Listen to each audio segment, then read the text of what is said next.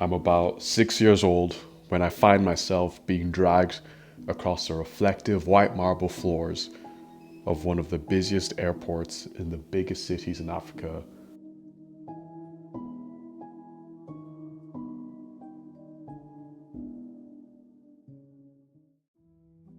When I find myself being dragged across the reflective white marble floor of one of the busiest airports in one of the biggest cities in Africa, Lagos, Nigeria.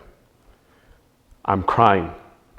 My hands are reaching out to a now shadowy figure across the other side of the airport, oblivious to the crowds of people witnessing the spectacle that I'm creating, and even more oblivious to the fact that the person dragging me is my own mother.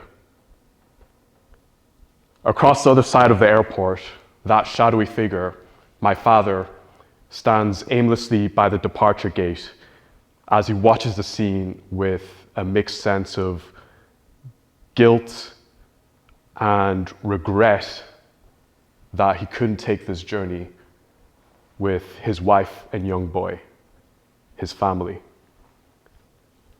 Growing up in my family, I heard much about the American dream, a land of opportunity where if you worked hard enough, your hopes, dreams, aspirations, anything you envision could come to fruition.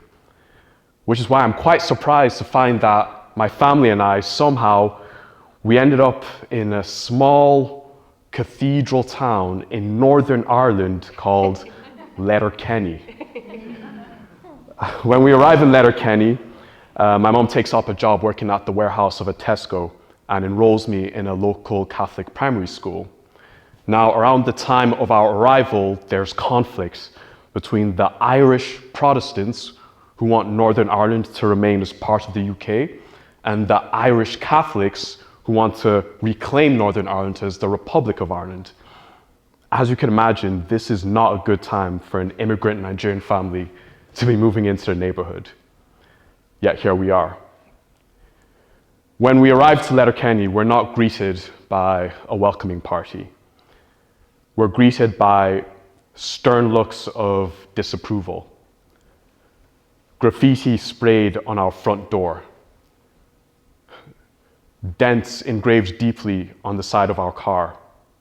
Name calling, racial slurs hurled at us as we cross the streets, and shards of glass scattered across the carpet of our living room floor from having our home broken into. Yet, despite all of this, my mom, being the prototypical immigrant parent, she's determined to make this work.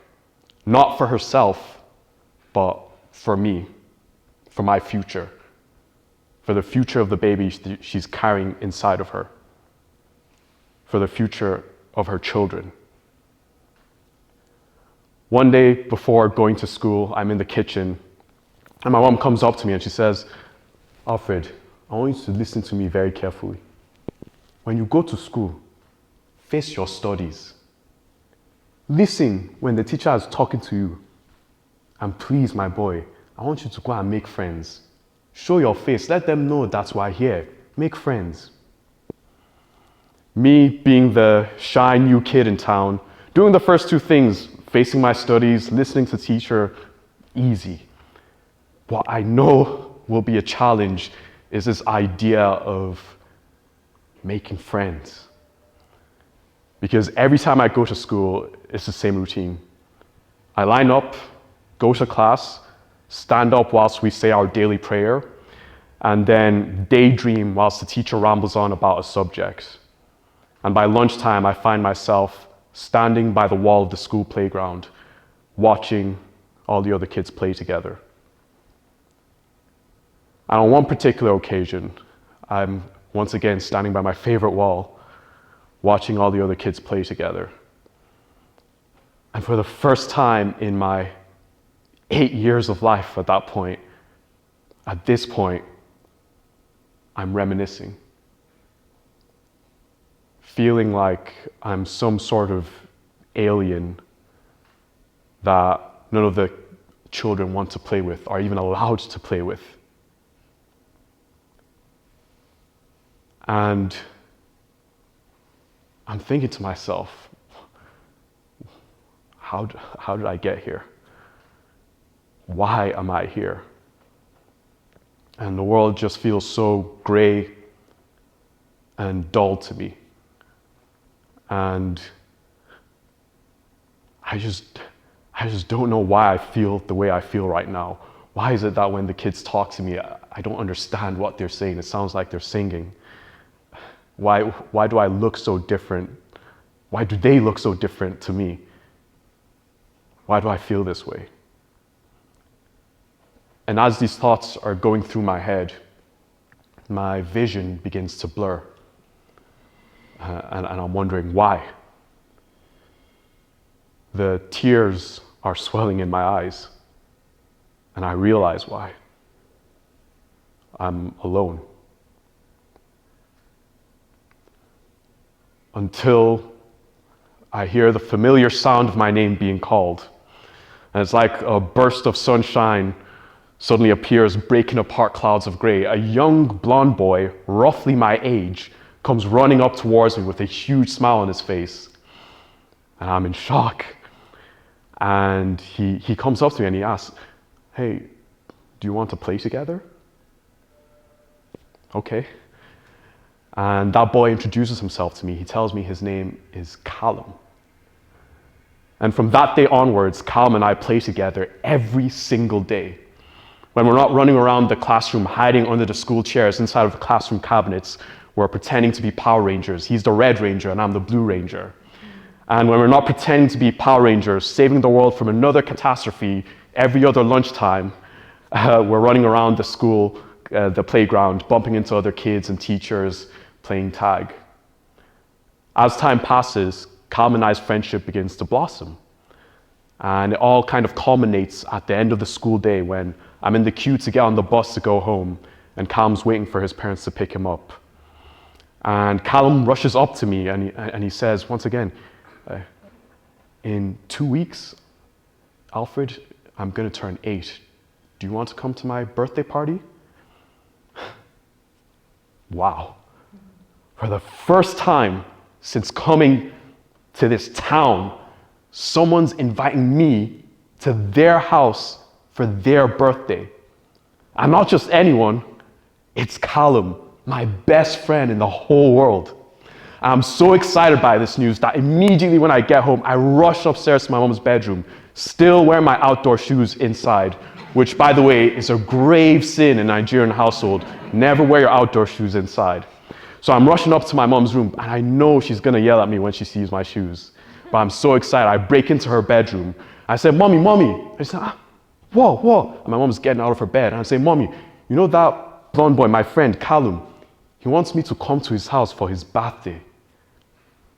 "Ah, Alfred, my boy, I trust you. I know you listen to me. You're a good boy."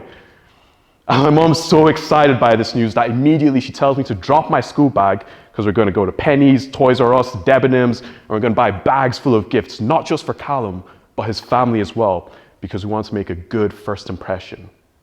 "But Alfred, why are you wearing your shoes inside? Are you foolish?" So time passes, and the day of Callum's birthday arrives. And my mom and I pull up to his driveway. And my mom's dressed very nicely, and I'm dressed very nicely, because again, this is our first chance to make a good impression, not just for Callum's family, but all the other parents that will be there. And so we're getting out of the car, and already we can see birthday decorations. And we're walking up to Callum's door, and we see his parents, his mom and his dad, and they're giving us a smile, a very warm smile. I see where Callum gets it from. And we're walking up to them, and they welcome us in. And we're now walking through the hallway of their home. And again, just more decorations, balloons. I can already see a cake not too far in the distance. And they usher us into the kitchen. And when we get to the kitchen, we see Callum. And Callum jumps out of his seat and he comes and gives me a hug. I'm just so happy to be here. And it's a bit weird though, because again, even though we're trying to have a good first impression, we are on African timing, so we're a bit late to the party, which is why it's so weird that we haven't seen any of the other parents yet. So anyway, Callum invites me to come upstairs to go on his PlayStation, his new PlayStation. And so we leave the adults to talk about whatever adults talk about in the kitchen. And we're racing up the stairs now with Callum a few steps ahead of me. But it's really strange because at this point, I'm not hearing the voices of any of the other kids. I haven't seen a sign of any of the other parents yet. So I have to ask Callum a few steps ahead of me. And I go to him, Callum, I know you invited the other children. Where are the other kids? I know you invited them. Why aren't the other kids here yet? And Callum, who's a few steps ahead of me with his hand on the railway, or the staircase of the stairs, he turns around at me. And as he's turning around, I feel like time is slowing down. And as he's turning around, he's looking at me with the unusual seriousness of a 7-year-old that just turned 8. And he says to me, oh, I heard from my parents that none of the other parents wanted their kids to be around you.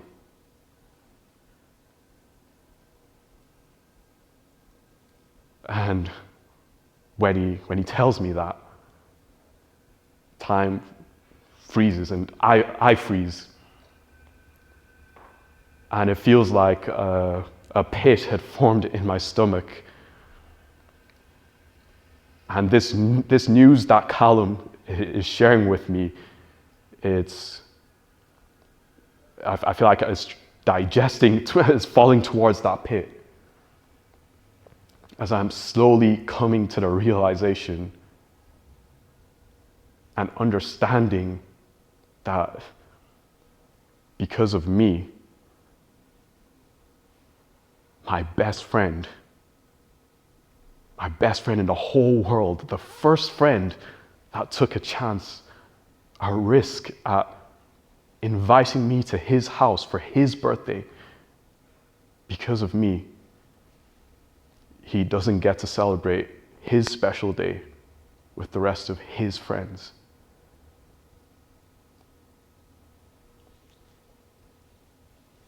"20 years have passed since that moment.